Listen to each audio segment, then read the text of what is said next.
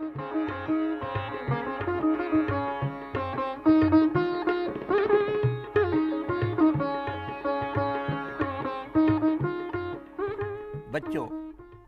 अब हम आपको वसंत तिलक छंद के विषय में बता रहे हैं। देखिए, इस छंद को दो नामों से स्मरण किया जाता है। कुछ लोग इसे वसंत तिलकम भी कहते हैं और कुछ लोग इसे वसंत तिलका भी कहते हैं। दोनों ही नाम छंद शास्त्र में प्रचलित हैं। बस अंतर यही है कि वसंत तिलकम नपुंसक लिंग में प्रयुक्त शब्द है और वसंत तिलका स्त्रीलिंग में प्रयुक्त शब्द है। मैं इस छंद का विशेष परिचय देने के लिए एक छोटी सी ऐतिहासिक कहानी आपको बताता हूँ। आपको बहुत अच्छी लगेगी। 11वीं शताब्दी ईस्वी में मालवा नरेश भोजदेव थे। आपने नाम उनका सुना होगा, राजा भोज का नाम। वो बहुत बड़े पंडित थे, विद्वान थे। उन्होंने 84 ग्रंथों की रचना की थी। उन्होंने एक नियम बना दिया था कि हमारी राजधानी धारा नगरी में कोई भी मूर्ख व्यक्ति न रहे। जो भी हो वो पंडित हो, विद्वान हो, कवि हो, पढ़ने लिखने वाला हो। तो क्या हुआ कि जो उनके सिपाही थे, सेवक थे, एक दिन उन्होंने एक जुलाहे को पकड़ लिया और वो ले आए राजा भोज के सामने और कहा कि महाराज, ये कुछ नहीं जानता है, ये पढ़ा लिखा नहीं है और फिर भी नगर में रह रहा है। आप इसके दंड की व्यवस्था करें। राजा भोज बड़े बुद्धिमान थे। उन्होंने सोचा कि बिना परीक्षा किए कोई ऐसा कदम नहीं उठाना चाहिए। तो उन्होंने उस व्यक्ति से पूछा कि क्यों, सिपाही जैसा कह रहे हैं, क्या ये बात सही है? तुमने कुछ पढ़ा लिखा नहीं है, तुम कुछ जानते नहीं हो? तो वो जुलाहा, जिसे संस्कृत में कुविंद कहते हैं, वो कुविंद जो है बड़ा चतुर था। वो थोड़ा सा मुस्कराया और उसने कविता में उत्तर दिया। महाराज भोज से उसने कविता में बात कही। वो कविता आपको बच्चों सुना रहा हूँ।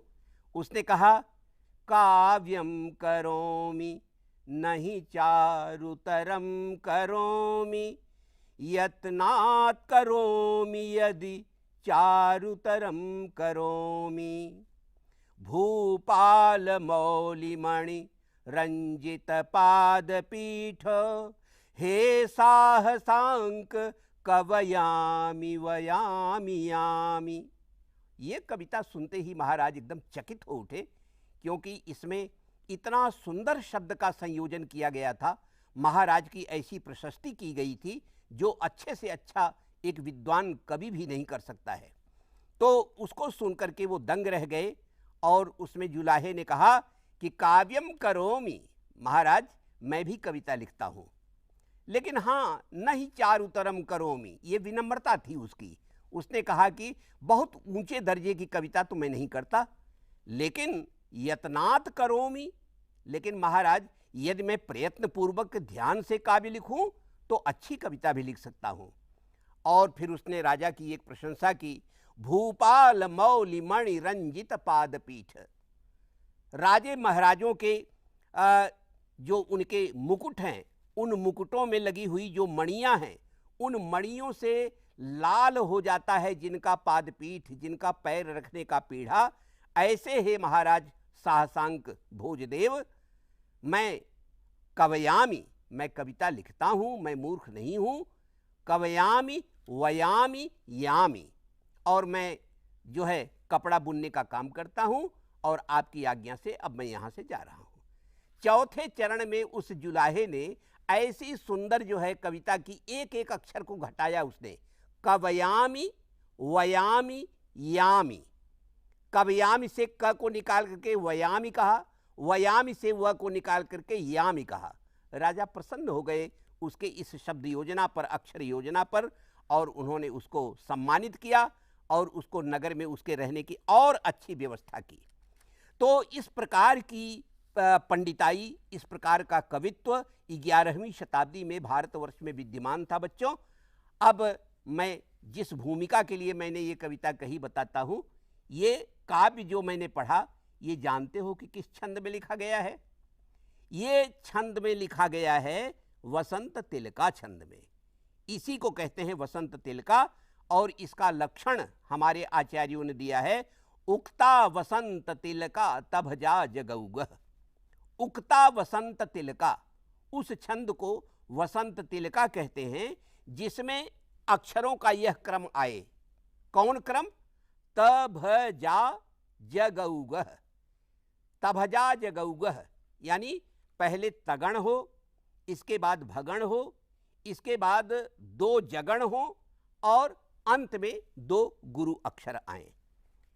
अब आप इसको थोड़ा सा और अपने मन में स्पष्ट कर लें कि इस लक्षण के अनुसार वसंत तिलक छंद के चरण का स्वरूप क्या होगा। तो कह रहे हैं कि तगण, पहले तगण आना चाहिए। तगण का मतलब क्या हुआ? अंत लघुस्तः, जिसके अंत में अंतिम अक्षर जिसमें लघु आए, जैसे आदाय। इसके बाद आना चाहिए भगण। भगण का स्वरूप है भादि गुरुहु, यानी इसमें प्रथम अक्षर गुरु होना चाहिए, जैसे आत्मनि। इसके बाद फिर दो जगण आना चाहिए। जगण का क्या स्वरूप है? जो गुरु मध्य। जगण में बीच वाला जो अक्षर होता है वो गुरु होता है, जैसे विहाय। और इसके बाद दो गुरु अक्षर होते हैं, जैसे रामः। अब यदि आप इसको केवल, जैसा मैं पहले और भी छंदों में बताता रहा हूं कि केवल एक अक्षर न को साथ रख करके आप इसका विस्तार करना चाहें, तो आप इस तरह से अपने मन में गुनगुना सकते हैं इसके चरण को। ना ना न नान, न न ना, न न ना न नाना। इस प्रकार गणना करने से प्रत्येक चरण में 14 अक्षर आते हैं। और मैंने बताया जैसा कि यही व्यवस्था इसके चारों चरणों में होगी, क्योंकि ये समवृत्त छंद है, इसके सारे चरण एक जैसे ही होते हैं। इस छंद की एक विशेषता ये है कि इसमें भी यति आती है, और यति दो बार आएगी। एक बार तो मिडवे यानी बीच में आएगी, और एक बार चरण के अंत में आएगी। तो मध्य यति जो है 8वें अक्षर के बाद, और फिर अंतिम यति जो है 8वें अक्षर के बाद जब फिर आप गणना करेंगे तो 6ठे अक्षर के बाद आएगी। अब इस छंद के विषय में एक और नई बात आपको बताता हूं, वो ये कि ये संस्कृत का पहला दीर्घ छंद है। मेरे कहने का तात्पर्य यह है कि अभी तक जितने छंद हमने आपको बताए सब प्रायः 8 अक्षर वाले, 12 अक्षर वाले, 11 अक्षर वाले या इस तरह के आकार के थे, परंतु ये पहला छंद है वसंत तिलका जिसके एक चरण में 14 अक्षर होते हैं। तो एक प्रकार से ये दीर्घ छंद माना जाता है। ये 14 अक्षरों का चरण होने के कारण इस छंद के माध्यम से किसी भी कवि को बड़ी सहूलियत हो जाती है, बड़ी सुविधा हो जाती है कि वो बहुत ज़्यादा सामग्री को एक ही चरण में समेट लेता है। इसलिए बड़े बड़े महाकाव्यों को, बड़े बड़े ग्रंथों को लिखने में ये छंद जो है बड़ा सहायक होता है, क्योंकि यदि आपने एक वसंत तिलका छंद को ले लिया तो उसमें एक पूरी कहानी आप उसमें भर सकते हैं। अब आप पूछे कि ये कैसे संभव हो सकता है, तो देखिए मैं आपको बता रहा हूँ। एक पूरी कहानी है, वो कहानी ये है कि कमल के फूल में गलती से एक भंवरा बैठ गया और उसको पता नहीं लगा रसपान करते करते कि शाम होने वाली है और ये फूल बंद भी हो जाएगा। अब वो पुष्प जो है बंद हो गया, तो भंवरा सोच रहा है बैठे बैठे कि चलो कोई बात नहीं, रात भर इसमें रहेंगे, इसके बाद सवेरा होगा, सूर्योदय होगा, रात बीतेगी और सूर्योदय होते ही ये कमल का फूल फिर खिल जाएगा, और जब खिल जाएगा तो मेरे बाहर निकलने का रास्ता भी खुल जाएगा, मैं फिर उड़ जाऊंगा। लेकिन हाय रे विधाता, बेचारा भंवरा यह सब सोचता ही रह गया। उसके पहले ही एक मतवाला हाथी आया और उसने पूरे उस कमल के पेड़ को उखाड़ करके चबा डाला, समाप्त हो गया। ये बड़ी विचित्र कविता है कि आदमी सोचता कुछ है लेकिन विधाता की गति इतनी क्रूर होती है कि घटना कुछ घटती है। अब आप देखें कि इतनी बड़ी लंबी कहानी को, जो कहने में 1-2 मिनट लग जाएगा, उसको कवि ने केवल एक वसंत तिलका छंद में कितनी सरलता और कितने माधुर्य, कितने सौंदर्य के साथ उसको उसने व्यक्त कर दिया है। मैं पढ़ रहा हूं, आप इसका अर्थ आपको बता दिया मैंने। वो भंवरा क्या सोच रहा है? वो सोच रहा है, रात्रिर्गमिष्यति भविष्यति सुप्रभातम, भास्वानुदेश्यति हसिष्यति पंकजश्रीः, इत्थं विचिन्तयति कोशगते द्विरेफे, हा हन्त हन्त नलिनीं गज उज्जहार। बहुत बड़े अभिप्राय को, विपुल अभिप्राय को कवियों ने जो है वसंत तिलका छंद के माध्यम से व्यक्त किया है। हमारे एक महाकवि हैं, नीति शतक को लिखने वाले योगीराज भर्तृहरि। भर्तृहरि ने अपने नीति शतक में इसी प्रकार के ललित पद्य लिखे हैं जो वसंत तिलका छंद में आए हुए हैं। एक जगह उन्होंने लिखा है, निंदन्तु नीति निपुणाः यदि वास्तुवन्तु, लक्ष्मी समाविशतु गच्छतु वा यथेष्टम्, अद्यैव वा मरणमस्तु युगान्तरे वा, न्यायात् पथः प्रविचलन्ति पदम न धीराः। बहुत सुंदर पद्य है।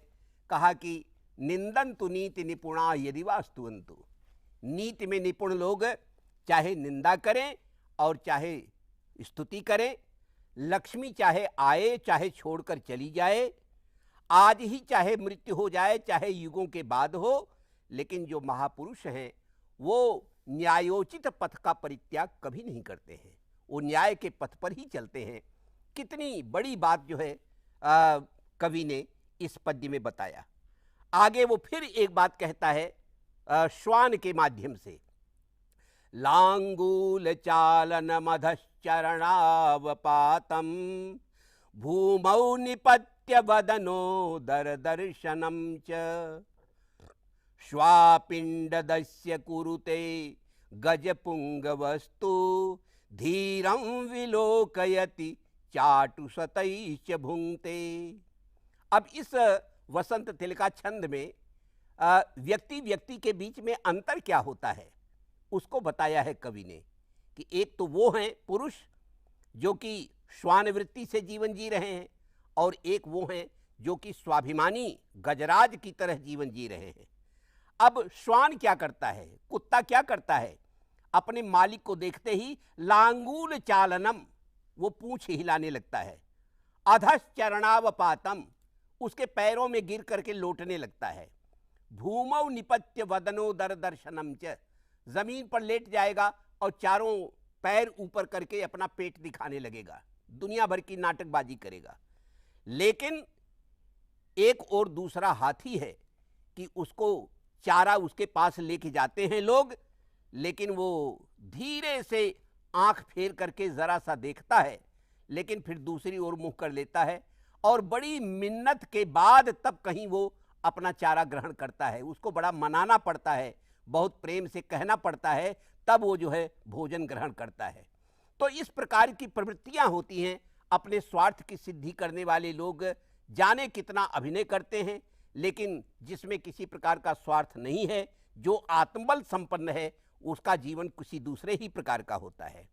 तो इस तरह की ललित कविताएं आपको संस्कृत में भरी पड़ी मिलेंगी, और अधिकांश कविताएं इस प्रकार की लिखी गई हैं वसंत तिलका छंद में।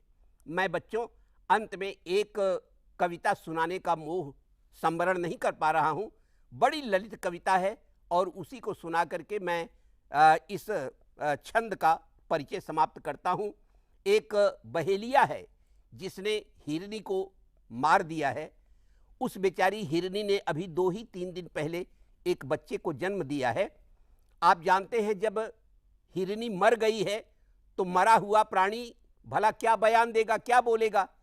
लेकिन कवि जो है उस मरी हुई हिरनी के मातृ हृदय की, उसके जननी हृदय की जो संवेदना है, भावना है, उसको निकालने का प्रयत्न कर रहा है, और वो उसके हृदय में बैठ करके वो उसकी बात को कह रहा है। अब वो देखिए कि मरी हुई हिरनी जो है वो बयान दे रही है कि हे बहेलिए, तुम मेरी देह से सारा मांस लेकर के चले जाओ, केवल मेरे स्तन भाग को छोड़ दो।